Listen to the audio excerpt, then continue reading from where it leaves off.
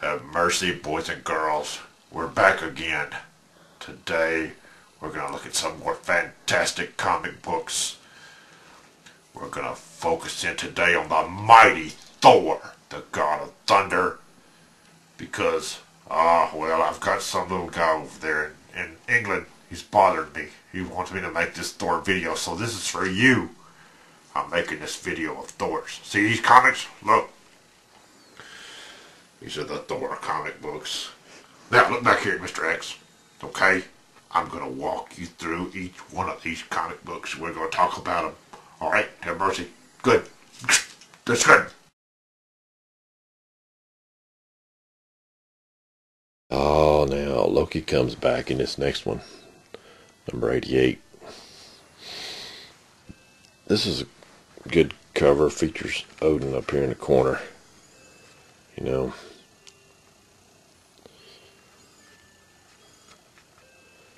It's got some little tears in it. You know, some condition problems in this one for sure.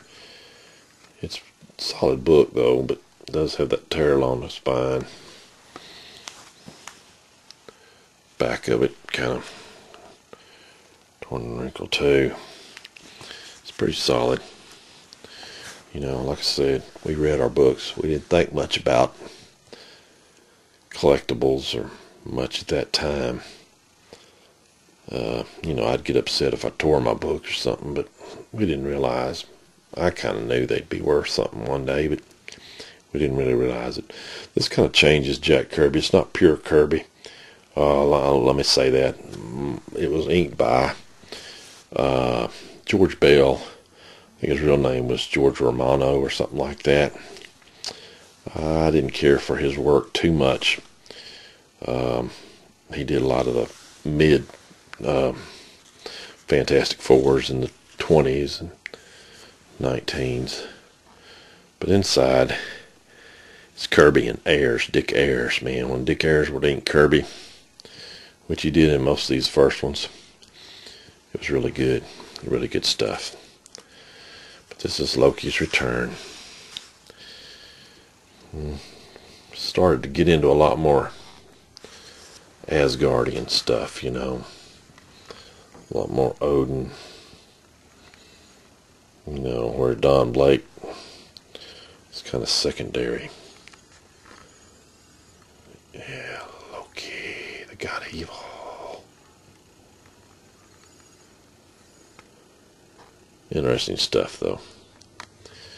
Eventually, you know, probably better than I, Thor would kind of be there all the time. And Don Blake would kind of be the secondary guy, you know.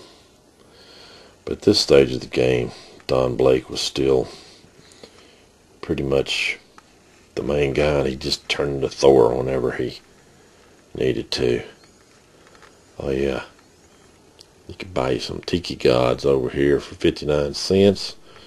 Or you could get one of these little handy vacuums and get the blackheads out of your face. Cool old ads, huh? Never had that blackhead problem myself. As usual, Thor would beat Loki. Take him back to Asgard. And all would be well. Another great Ditko story.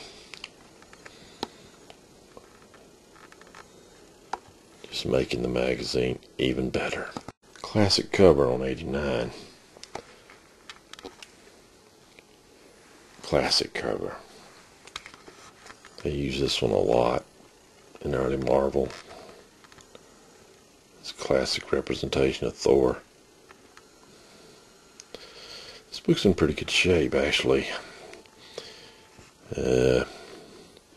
Seem to have a few flakes on it of some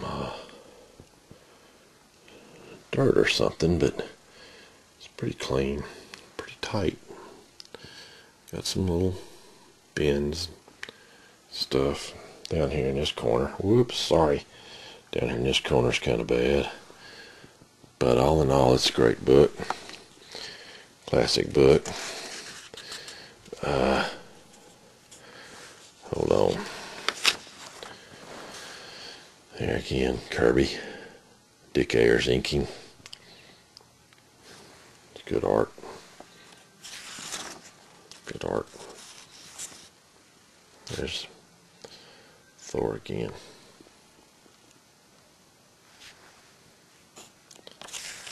Odin. Odin would usually get pissed off about something or another in these books.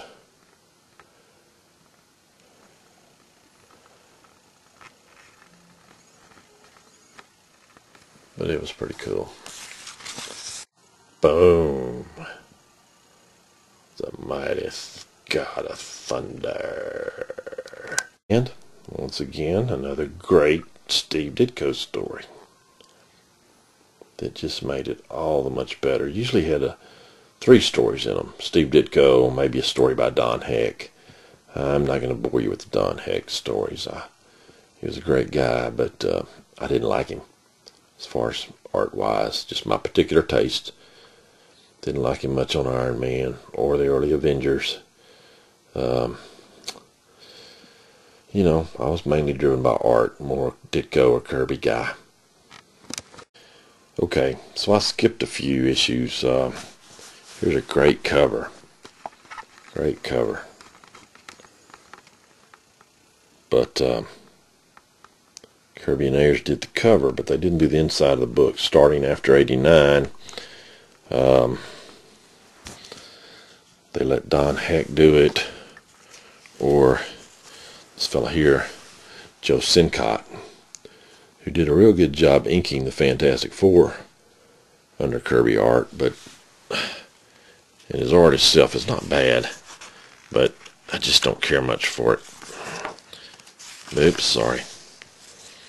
Just don't care as much for the art. You can kind of tell. It's definitely not Kirby. It just takes a big leap. So when I weeded out my collection, which I did from time to time, I might have traded off some of the others. Ugh, that's ugly too. Well, I probably kept this one because it has a great cover, and of course it's got the great Steve Ditko stories again that I love. Here's another one. There was a pretty good story. It was reprinted in the Tales of Journey in Mystery Annual #1, which many people think is the first Thor annual. It's a good cover. There again, cover's still Kirby and Ayers, Dick Ayers, Jack Kirby. But the inside of the book again is Joe Sincott. You can kind of tell the difference. It's just not good Kirby. Thor has 2 hammers there. That's a duplicate Thor. It's pretty cool. I always thought it was cool was this android this scientist created.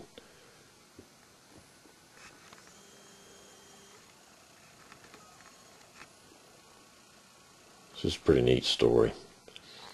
Eventually they created this duplicate of Thor, and Thor had to beat him. Again, a great Steve Ditko story, which I just found out. This page is detached, the centerfold's detached, but it's a great Steve Ditko story.